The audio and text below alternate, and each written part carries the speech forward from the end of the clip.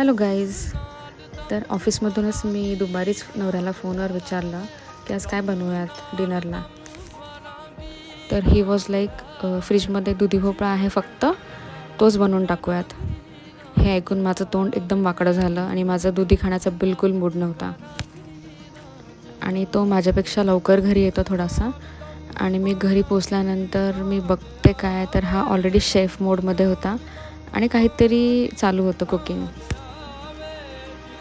इथे soya sauce, ketchup, vinegar, काही भाज्या, ऑलिव्ह ऑइल हे सगळं बघितलं आणि मी समजून घेतलं की काहीतरी इंटरेस्टिंग चायनीज आयटम तर बनतो आहे बा.